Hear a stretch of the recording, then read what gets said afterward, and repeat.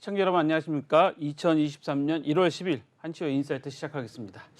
브라질 현지 시간 1월 6일 대통령 선거 결과에 불복하는 반대편 지지자들이 대통령궁과 의회, 대법원에 난입해 폭동을 일으켰다고 합니다. 시위대는 사무실 파괴는 물론이고 고가 예술품들도 모두 훼손했다고 하는데요. 대선에서 패배한 자이르 보우소나로 전 대통령의 지지자들이 일으킨 폭동인데요. 세계 각국에서는 민주주의의 강력한 도전이라며 강력하게 규탄하고 있습니다. 미국에서도 트럼프 전 대통령 지지자들이 대선에 불복하며 의회에 난입한 사건이 있었죠. 우리나라 정치도 극단적 지지자들 때문에 염려하시는 분들이 많습니다. 경제의 기초의 기반은 정치의 안정입니다.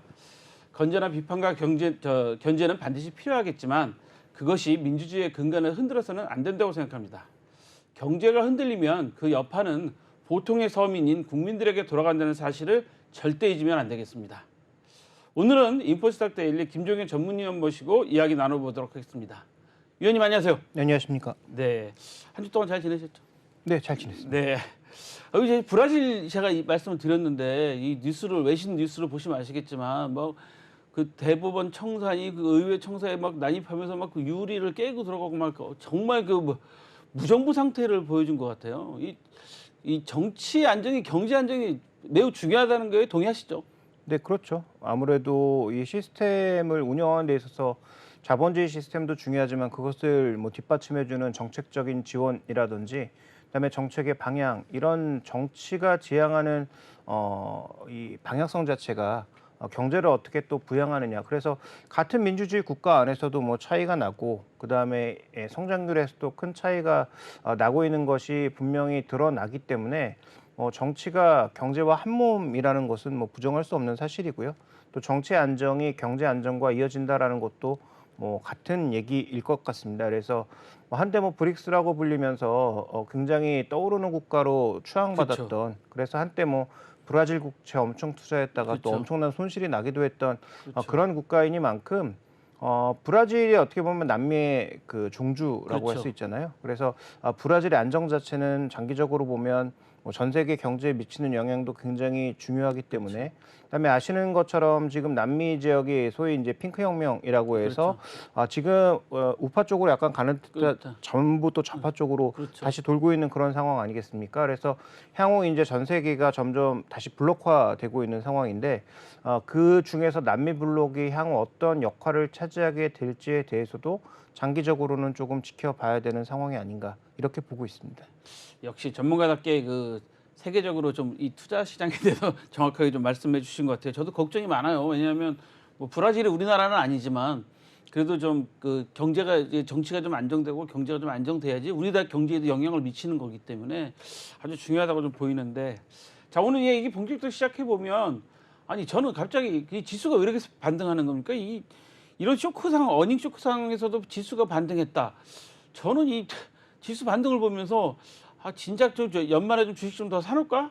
이 후회를 좀 하게 되는 생각도 좀 들어가더라고요. 원인이 어떻게 이유가 어디에 있다고 보세요? 네, 일단 뭐 여러 가지 원인이 있습니다만 글로벌 증시가 일단 뭐 전반적으로 반등한 측면이 하나 있고요. 그다음에 국내 내부적으로 보면 시장을 대표하는 세 기업의 실적 발표가 모두 어닝 쇼크였죠. 네. 삼성전자와 LG전자가 주말에 금요일 날 예, 실적을 그렇죠. 발표했는데 둘 다 시장 예상치를 크게 밑도는 어닝 쇼크였고 그다음에 이제 오늘 같은 경우 LG에너지솔루션도 실적을 발표했는데 역시 어닝 쇼크였습니다.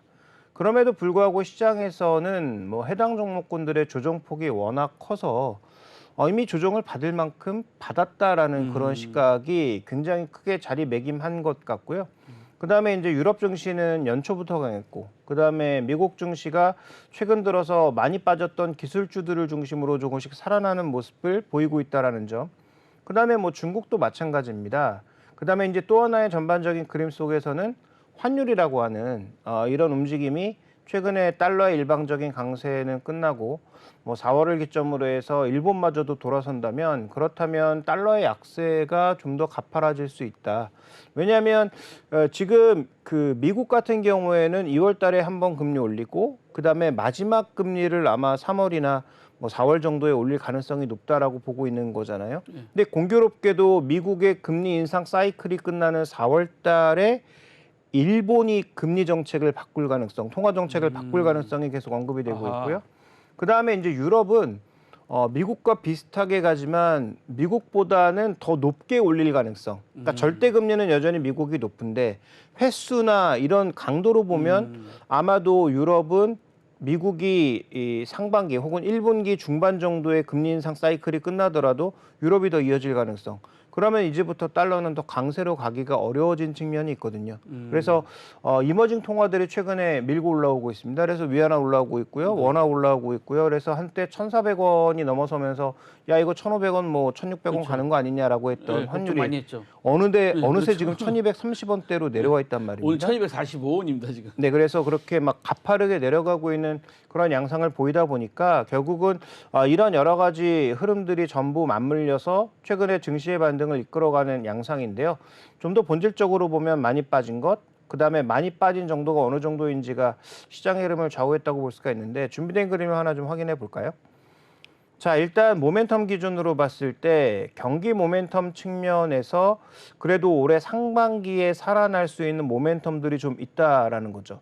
미국은 지금 뭐 연착륙을 할지 좀 가파르게 내려갈지는 지켜봐야 되겠지만 미국 모멘텀 정도를 빼면 지금 현재 구간에서는 뭐 중국 쪽이라든지 그다음에 유로 경기 모멘텀이라든지 이런 쪽의 개선이 전반적으로 나타날 가능성이 조금 높다. 그래서 연준의 전반적인 압박도 상반기에 마무리될 뿐더러 상반기에 일어날 수 있는 모멘텀이 맞다고 조금 있다고 생각하는 그런 시각도 있고요. 그다음에 더 중요한 것은 주요 이제 IT 종목군들의 밸류가 전부 장기 바닥 권역에서 움직이고 있다가 여기서 이제 오히려 악재를 토해내는 구간에서 반등을 한 거죠. 특히 삼성전자를 중심으로 해서 반등이 시작되면서 이것이 단순히 삼성전자 반등뿐만 아니라 다른 종목으로도 연결이 되는. 그래서 지난주에 이제 CES를 말씀드리면서 언급드렸던 게 그렇죠. 시장에서 아무도 CES를 지금 뭐 중요하게 보지 않고 있기 때문에 뭐 별다른 호재가 나오지 않아도 관련된 종목군들이 움직일 수 있다라는 그런 말씀을 언급드렸는데요.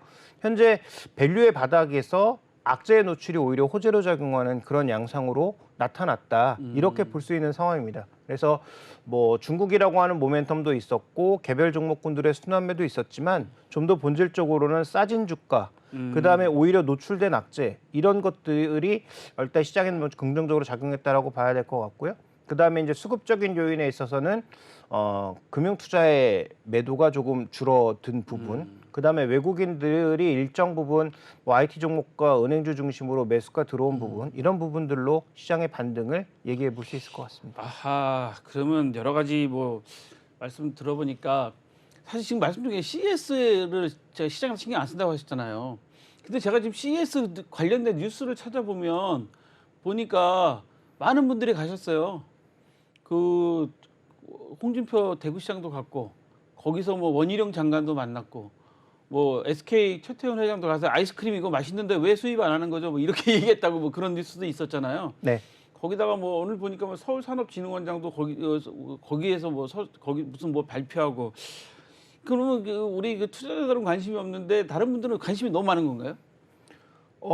그렇지 않고요. 원래 이제 3년 만에 대면으로 열리는 거니까 가서 한 번이라도 뭔가 정치인들이야 고개 들이밀러 간 거고 뭐 별 의미 없고요. 그다음에 산업적인 측면에서 봤을 때 이번에 원래 우리가 흔히 얘기하는 IT 쇼의 외갓집이라고 생각하는 분들이 많이 간 그렇죠, 거죠. 그렇죠. 대표적으로 이제 현대중공업 그렇죠. 쪽이라든지 예, 예. LS그룹이라든지 전반적으로 다 B2B하거나 네, B2C와 그렇죠. 관련이 네. 없는 이런 쪽이 IT쇼에 많이 갔다라는 게 제가 보기엔 좀 더 중요한 핵심 포인트입니다. 그러면 원래 가야 될 사람이 간 거는 뭐 그렇다 치고 그렇죠. 뭐 삼성이라든지 뭐 LG 쪽이라든지 이런 사람들이야 원래 가야 되는 거니까 갔다고 치는데 B2B하고 산업재 하는 사람들이 과연 왜 갔을까? 이제 IoT가 전반적으로 확산되면서 소위 말씀드렸던 대로 이 IT의 전반적인 동향이 이제 밑뿌리까지 가게 되는 거죠. 산업 전반으로 정말로 확산되는 거고, 그다음에 삼성 LG가 이번에 얘기한 것은 지난번 CES 때도 언급드렸지만 소위 초연결, 그러니까 회사를 가리지 않고 오픈 플랫폼으로 열어서 다 들어와라라고 하는 거죠.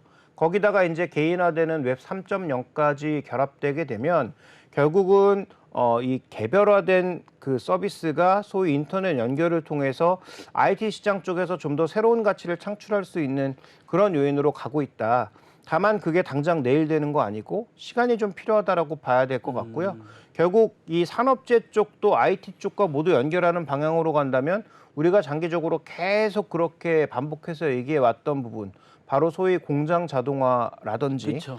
아니면 그 배가 스스로 이제 자율운행하는 네, 그런 자율운항. 부분들이라든지 아니면 지금 여러 산업재, 우리가 자율주행 쪽에 있어서 흔히 우리가 타는 자동차만 얘기하게 되는데요. 지난번에 얘기했던 뭐 농기계를 포함한 그렇죠. 다양한 그런 장비들의 자율주행이라든지 이런 부분으로 확대될 개연성을 점점 높이는 부분이라서 저희가 좀 핵심적으로 봐야 되는 포인트는 바로 그 부분이 아닌가 이렇게 보고 있습니다. 아하.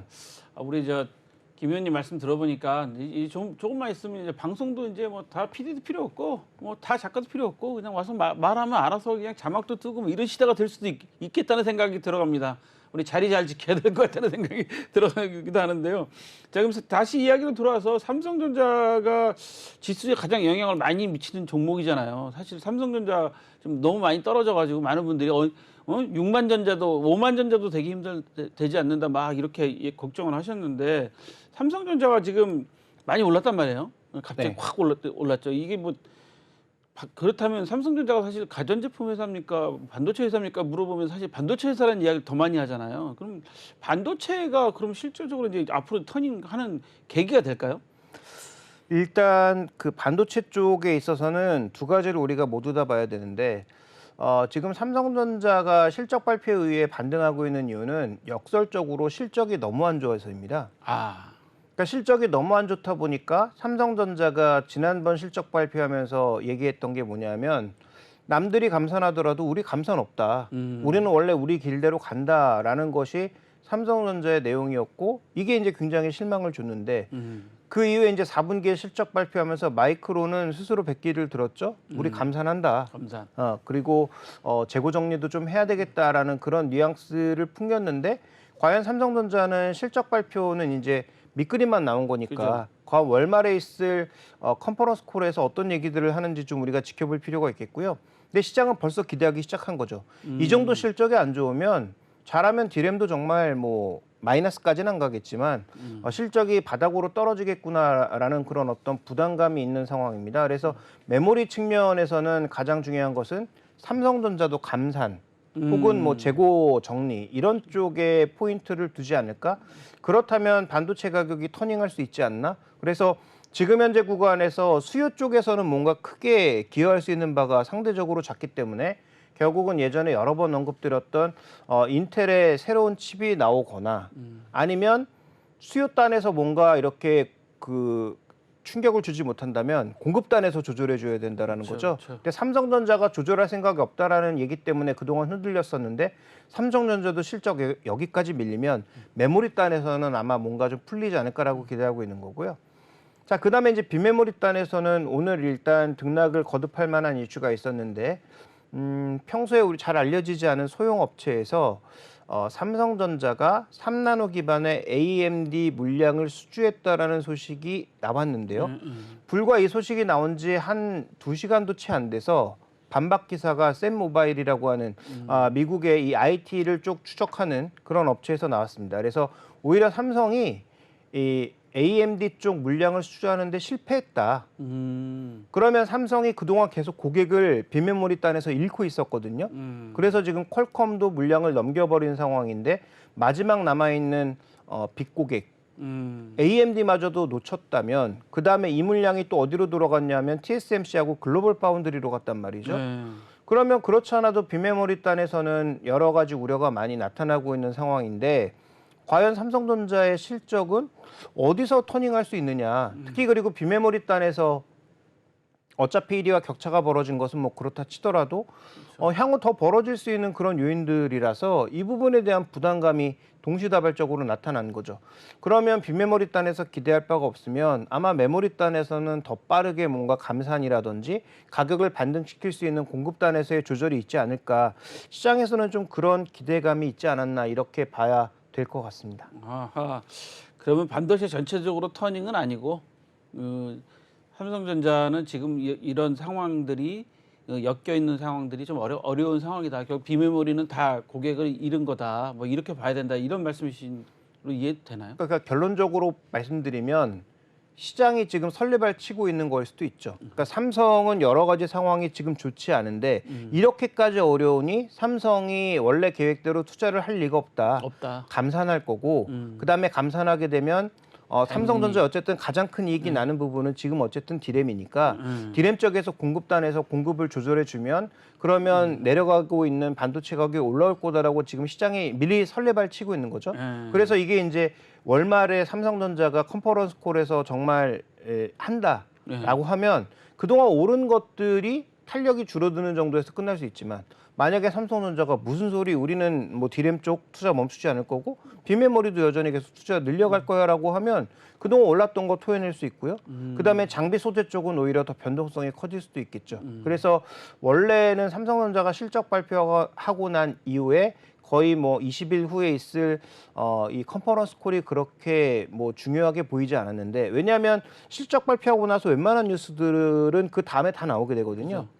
근데 이제는 정말로 중요해진 이번에 컨퍼런스 콜에서 삼성전자가 향후 투자와 밑그림에 대해서 어떻게 고민하고 있는지를 정말로 우리가 좀 알 수 있는 그런 부분이기 때문에 월말에 있을 삼성전자의 컨퍼런스 콜, 특히 투자와 관련된 부분에 대해서는 굉장히 질문도 많아질 것 같고요. 관련된 종목군들도 지금 미리 선반영하면서 좀 오르고 있는 측면이 있기 때문에 이 부분에 대해서 생각해 봐야 될 것 같고요. 자, 반도체에 대해서 한 가지 말씀을 더 드리면 반도체 어차피 지금 글로벌 상황 아닙니까? 그렇죠. 그래서 국내 SK하이닉스와 삼성전자의 흐름도 중요하지만 전체 흐름도 굉장히 중요하다. 그래서 준비된 그림을 하나 더 보시면 이게 필라델피아 반도체 지수 주봉인데요. 지금 장기 하락은 벗어났다. 장기 하락 추세는 벗어났는데 하락 추세를 벗어났다고 해서 바로 V자로 올라갈 수 있는 건 아니죠. 그래서 그렇죠. 삼성전자의 감산 혹은 새로운 신기술의 탄생 이런 것들에 따라서 V자형의 반등이 나올 수도 있고 만약에 V자형의 반등이 나오지 않는다면 옆으로 장기적으로 기는 현상이 나올 수도 있는 거죠. 그래서 소위 횡보한다. 박스권을 그리면서 변할 수 있는 어쨌든 장기 하락 추세를 벗어났다라는 측면에 있어서는 분명히 긍정적인 요소가 있는데 다만 여기서 주의하셔야 될 것은 장기 하락 추세를 벗어났다고 해서 바로 올라가는 게 아니다. 옆으로 박스로 누울 가능성이 지금은 조금 더 높지 않느냐라고 봐야 되는 것 같고요. 그렇다면 이런 반도체, 삼성전자나 SK하이닉스 혹은 반도체 소부장에 투자하시는 분들의 핵심 포인트는 역시 시간에 투자하는 것 외에는 방법이 없다. 그래서 지난번에 반도체를 말씀드릴 때도 저점 수준에 온 것 같기는 하나 여기서 한꺼번에 올인하는 전략은 굉장히 어리석고 위험해 보인다. 현재 구간에서는 계속 쪼개서 시간을 분할해서 투자하는 방법, 그다음에 쪼개서 투자하는 방법, 그것 외에는 뚜렷한 방법을 찾을 수 없다. 만약에 그러다가 네 말처럼 가지 않고 V자로 반등하면 어떡하냐. 늦게 잡아도 얼마든지 기회가 있습니다. 만약에 이것이 정말 V자형의 반등이라면 반등의 폭이 그렇게 뭐 한 20-30% 오르고 끝나지 않을 거기 때문에 만약에 V자형의 반등일 땐 여러 번의 기회가 있다는 거죠. 그런데 만약에 이것이 계속 스윙하는 어떤 박스라면 박스 하단에서 물량을 늘리지 않을 경우 계속 우리가 사는 가격 자체가 위로 올라갈 수 있는 그런 부담감이 있기 때문에 지금은 여전히 공격적으로 올라가는 구간에서의 추격 매수보다는 조정을 이용한 저가 매수가 저는 맞다고 보고 있고요. 횟수는 쪼개면 쪼갤수록 좋다라고 보고 있습니다. 아하, 어떤 말씀인지 좀 이해가 됐습니다. 횟수는 쪼개면 쪼갤수록 좋다. 기회는 아직 있다. 좀 차분하게 지켜보자. 뭐 이런 말씀이신 것 같은데 저 한 가지 궁금한 게 갤럭시 기대해도 됩니까? 저는 뭐 갤럭시 23에 대해서의 기대감은 낮추는 게 맞다라고 보고 있습니다. 낮추라. 네, 지금 아이폰 14도 초반에 뭐 굉장히 좋다라고 얘기했지만 아이폰 14마저도 안 팔리고 있어서 여러 가지 이제 뭐 물량도 줄인다. 그다음에 SE 같은 건 내놓지 그렇죠. 않을 거다. 이런 얘기 나오고 있는 상황이거든요. 그러면 갤럭시 23에게 혁신이 있는가? 당연히 없죠. 그래서 현재 구간에서 갤럭시 23에게 혁신을 기대하기는 어렵고 다만 이렇게 신제품이 나오게 되면 그와 관련돼서 먼저 눌려왔던 부품주들 중에 뭐 일부 종목군들이 단기 반등 정도는 할 수 있겠죠. 그래서 이번에 CES에서 삼성이 보여줬던 것은 폴더블에서 다시 슬라이더블로 가는 그래서 폴딩을 열고 슬라이더로 밀어서 더 화면을 키우는 그런 형태의 이제 폼팩터를 내놓고 있잖아요. 예. 그래서 그 노태문 사장이 한 얘기를 보면 앞으로 이제 전화기 그 소위 하이엔드 폰의 한 70% 정도가 다 폴더블로 갈 것이다. 이런 얘기를 하고 있는 국면이기 때문에 그런 폼팩터 전환에 따른 일부 수혜는 우리가 뭐 장기적으로는 기대해 볼 수 있는데 그게 당장 지금은 아니다라는 점에서 일단 뭐 갤럭시 23과 관련된 기대는 저는 뭐 크게 가지시지 말고 그 부분을 삼성전자에 투영하기보다는 오히려 삼성전자보다 더 많이 내린 부품주들 쪽에서 일정 부분 좀 모멘텀을 찾을 수 있지 않을까 이렇게 보고 있습니다. 아하. 네, 오늘 그 김정희 의원님하고 지금 삼성전자 주가 얘기 1월에 반등할 것인가 이야기 듣고 있습니다. 잠시 좀 쉬었다 가겠습니다.